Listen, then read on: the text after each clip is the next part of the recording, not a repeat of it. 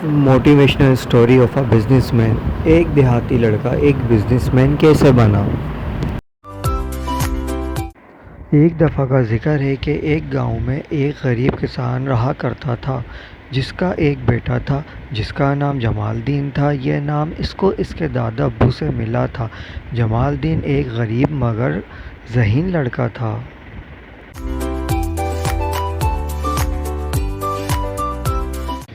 जमालदीन अपने नाम की तरह ही हसीन और जमील था। जमालदीन को बचपन ही से लिखने और पढ़ने का शौक़ था और वो अपने गांव में तामीर सरकारी स्कूल में पढ़ने जाता था। गुर्बत की वजह से वो सिर्फ 5 जमात तक ही पढ़ सका था। इसके वालिद जो एक ज़मींदार की ज़मीनों पर काम करते थे, वो सारा दिन मौसम की सख्ती में अपना खून पसीना एक करके अपना और अपने अहल व अयाल का पेट पालते थे। ज़मीनों पर काम करने के साथ साथ वो इस वडेरे के माल मवेशियों की देखभाल भी किया करते थे। जमालदीन अब बड़ा और सयाना हो चुका था, इसलिए इसके वालिद ने इसको भी अपने साथ ज़मींदार की ज़मीनों पर फसल की कटाई के काम पर लगा दिया था ताकि इसका कुछ बोझ हल्का हो सके, क्योंकि ज़मींदार की दी हुई उजरत में गुजारा करना काफ़ी मुश्किल होता था। जमालदीन जो कि एक समझदार लड़का था, वो जानता था कि इसके वालिद इसके लिए दिन रात किस कदर मेहनत और मशक्क़त करके इसका और इसके ख़ानदान का पेट पालते हैं। लिहाजा इसने अपने वालिद के हुक्म की ताबेदारी करते हुए ज़मींदार की ज़मीनों पर फसल की कटाई का काम शुरू कर दिया। जमालदीन खुशी खुशी अपने वालिद के साथ इनके काम में हाथ बटा रहा था कि वो जानता था कि इसके काम करने से इसके घर के हालात में कुछ बेहतरी ज़रूर आएगी। वो फसल कटाई के साथ साथ मवेशियों की देखभाल के काम में भी दिलचस्पी लेने लगा। इसको इस काम में ज़्यादा मज़ा आने लगा और वो इस काम को ज़्यादा दिलजमी के साथ करने लगा। कुछ ही अरसे में इसने इस काम को काफ़ी हद तक समझ लिया। वो जान चुका था कि ज़मींदार को सिर्फ पैसे की लगन है और इसे सिर्फ मुनाफा कमाने का ही लालच है, जिसकी वजह से वो मवेशियों के नौमौलूद बच्चों को किसी कस्बे खानों को औने पौने दामों पर बेच देता या फिर यूं ही मरने के लिए छोड़ देता ताकि वो ज़्यादा से ज़्यादा दूध बेचकर रुपए कमा सके।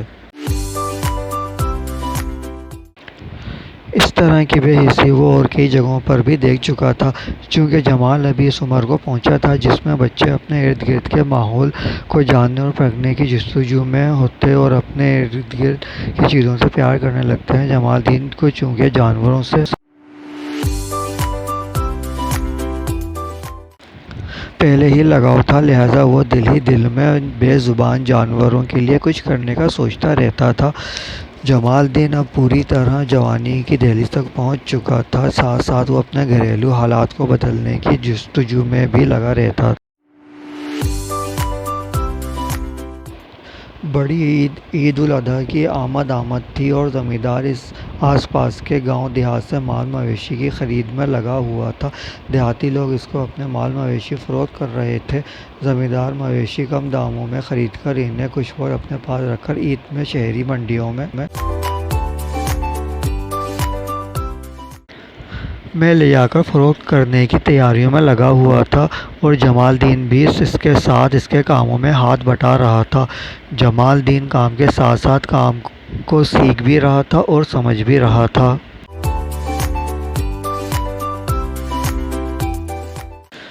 जमालदीन समझ रहा था कि किस तरह ज़मींदार मवेशियों को सस्ते दाम ख़रीद कर महंगे दाम फ़रोख्त कर रहा है। वो हर काम का बारीक बीनी से मुशाहिदा कर रहा था। जमालदीन की मेहनत और लगन देखकर और इसकी ज़हानत देखकर अब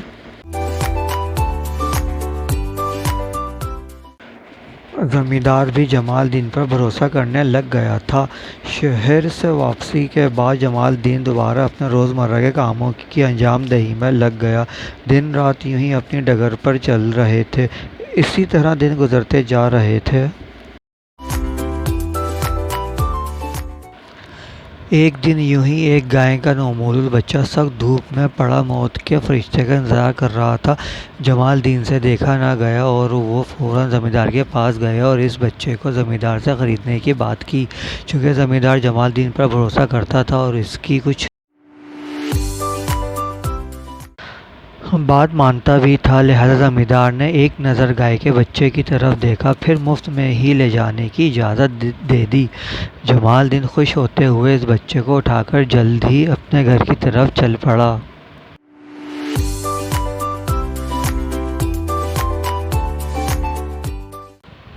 جلد ہی گھر پہنچ کر جمال الدین نے اس بچے کو دودھ پلایا اور اس کو بچوں کی طرح پیار کرنے لگا۔ جوں جوں گائے کا بچہ پروان چڑھ رہا تھا، جمال الدین میں ایک عجیب سا احساس پیدا ہو رہا تھا۔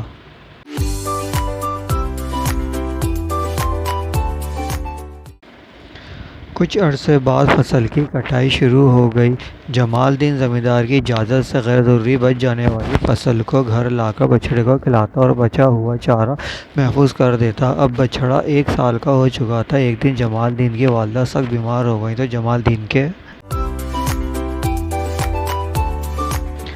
پاس اس بچڑے کو بیچنے کے علاوہ کوئی چارہ نہ تھا، لہذا جمال الدین نے اس بچڑے کو اپنی ماں پر قربان کر دیا۔ بچڑا کیونکہ 1 سال ہو کر بھی جسامت میں کافی بھاری تھا، لہذا اس کے پیسے بھی اچھے ملے۔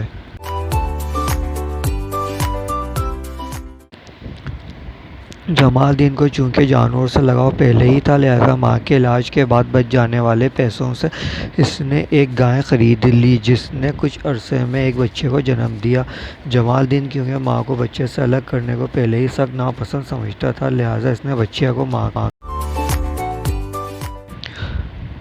دودھ پینے سے نہیں روکا۔ جمال الدین نے نوٹ کیا کہ زمیندار کے ڈیرے پر جو بچے ہیں، ان کی بڑھوتری میں اور اس کی بچڑی کی گروتھ میں واضح فرق ہے۔ اس کی بچڑی زمیندار کے مویشیوں کے بچوں سے زیادہ صحت مند اور فربا ہے اور اس کی بچڑی نے جلد ہی چارہ کھانا شروع کر دیا ہے، جس سے اس نے یہ اندازہ لگایا کہ اگر زمیندار وقتی منافع کا لالچ کرنے کی بجائے بچوں کو ماں کا دودھ پینے دے تو اس کے مویشی کے بچے بھی صحت مند اور جلد ہی چارے کی طرف آ سکتے ہیں۔ زمیندار کو جمال الدین کی یہ بات پسند نہ آئی، لہذا جمال الدین نے زمیندار سے اس کے ریجیکٹ کردہ بچے جمال الدین لے کر پالنے لگا اور ان کا خرچہ پورا کرنے کے لیے وہ ان میں سے کچھ بچوں کو تھوڑا بڑا ہونے پر بھیج دیتا، جس سے اس کو بھی سہولت ہونے لگی۔ وقت کی رفتار یوں ہی اپنی ڈگر پر چل رہی تھی۔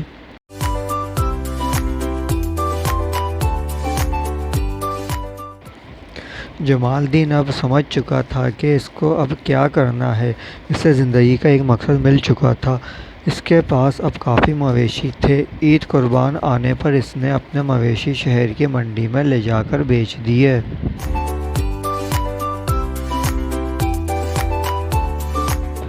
سے اس کو کافی اچھا منافع ہوا۔ اس منافع سے اس نے ایک چھوٹا سا زمین کا ٹکڑا خریدا اور کچھ روپوں سے ان بچوں کو خریدا، جن کو نکارہ سمجھ کر ان کے مالک انہیں پھینک یا سستے داموں بیچ دیتے تھے۔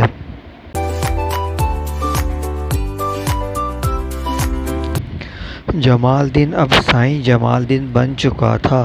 وہ اس طرح آگے بڑھتا رہا اور ایک بڑا زمیندار بن چکا تھا۔ اس کے پاس اب کئی ایکڑ زمین اور کئی سو مال مویشی موجود تھے۔